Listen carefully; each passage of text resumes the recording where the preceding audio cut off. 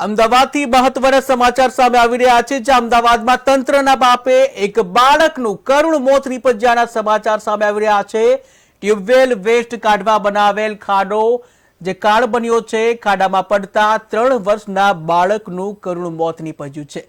ત્યારે પ્લેજર ક્લબ નજીક ખાનગી પ્લોટનો આ બનાવ છે જ્યાં એક બાળકનો જીવ ગયો છે। ત્યારે અમદાવાદમાં તંત્રના પાપે વધુ એક બાળકનું મોત નીપજ્યાના સમાચાર સામે આવી રહ્યા છે કે જ્યાં નવા વર્ષની શરૂઆત અને બાળકનું કરુણ મોત, ત્યારે માતા પિતા માટે એક ખૂબ જ દુઃખદ ઘડી હોય છે જ્યાં અમદાવાદમાં તંત્રના પાપે એક બાળકનું કરુણ મોત થયા હોવાના સમાચાર સામે આવી રહ્યા છે। ટ્યુબવેલ વેસ્ટ કાઢવા ખાડો બનાવવામાં આવ્યો હતો, પરંતુ આ જ ખાડો છે બાળક માટે કાળરૂપ સાબિત થયો છે।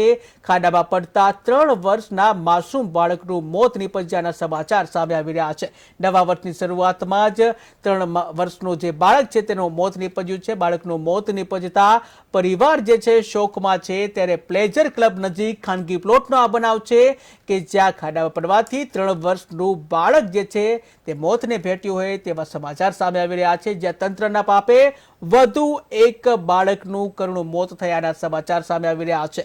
ત્યારે વારંવાર આ પ્રકારના જે બેદરકારી સામે આવતી હોય છે તેને લઈને વધુ એક બેદરકારી સામે આવી છે કે જે અમદાવાદમાં તંત્રના પાપે બાળકનું મોત નીપજ્યું છે। ત્યારે આ બાળકના મોત માટે જવાબદાર જે પણ છે તેના ઉપર કાર્યવાહી કરવી ખૂબ જ જરૂરી છે, કારણ કે તેઓની બેદરકારીના કારણે એક કરુણ બાળકનું મોત નીપજ્યું છે। ટ્યુબવેલ વેસ્ટ કાઢવા માટે ખાડો બનાવવામાં આવ્યો હતો, ત્યારે આ ખાડામાં એક 3 વર્ષનું બાળક પડી ગયું હતું, જ્યાં 3 વર્ષના બાળક માટે ટ્યુબવેલ વેસ્ટ કાઢવા માટેનો જે ખાડો કાળરૂપ બન્યો છે। પ્લેજર ક્લબ નજીકની આ ઘટના છે। બાળકના મોતથી પરિવારમાં શોકનો માહોલ જોવા મળી રહ્યો છે।